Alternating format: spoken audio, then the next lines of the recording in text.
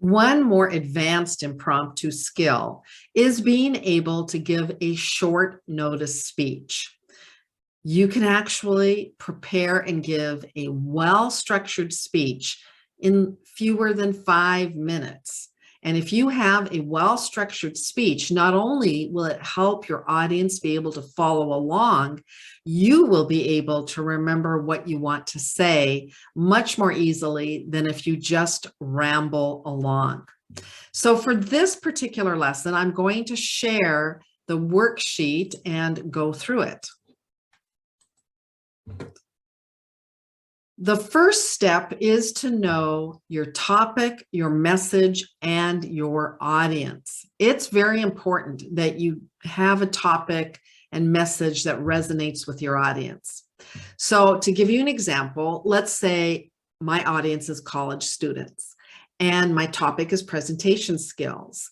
What I want them to think, feel, or do after my presentation is to think that they can speak up with power and confidence, to feel excited to present, and for the do part, to speak on a topic of high interest at the next class. Now I'm going to try to think of how I can encapsulate my message in one sentence. I may never say the sentence, but everything in my presentation would support this statement. Learning powerful public speaking skills will give you the confidence to voice your message and to change the world. All right, it'll be your turn. For your audience and your topic, what do you want them to think, feel, or do? And how could you state your message in just one sentence? The second step after you have that idea down is to pick the structure for your speech. You could use the past, present, future, or the pros, cons, recommendations. For this assignment, I suggest you pick a topical format and decide on your main points, not more than 3. You might only have one main point, but don't have more than 3 because then it would just get way too complicated. Then you want to select supporting content for each of your main points, at least one support. You make a statement, you have to support it in some way. What I often use for supporting points is something called SHARP. It's an acronym, again, that can help you remember ways you can support your points. You might tell a story or give an example, analogy, or metaphor. Those all fall kind of under story. You possibly could use humor depending on what your point is.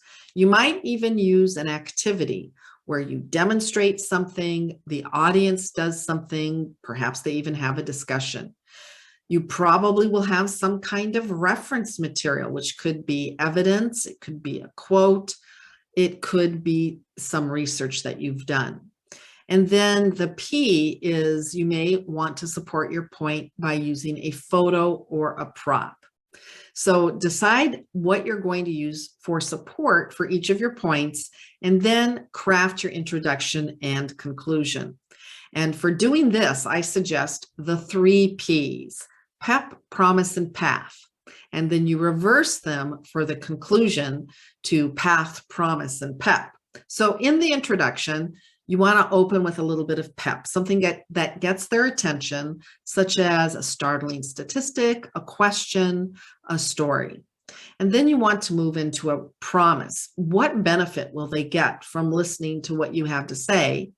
And then if you have more than one point, you want to give them the path. Today, you'll learn 3 ways to give a great speech. Point number 1, point number 2, point number 3, and then move into your points. And then at the end, let me get down to this, you'll write out your conclusion. Don't run out of time to practice your conclusion where you can just reverse the 3 Ps. You can give the path where you briefly summarize what you said. You can revisit the promise, show how they got that promise, and then close with a little bit of pep, which in most cases might just be a call to action.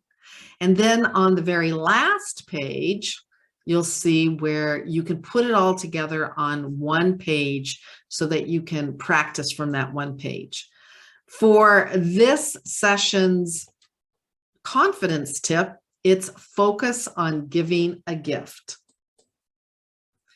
Years ago, when I had to give a presentation in front of a large group, I blanked out.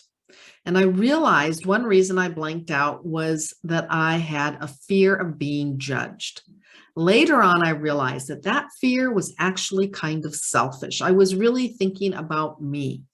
And that if instead I could put my focus on the audience and focus on giving them a gift, it totally changed my attitude. It wasn't about me.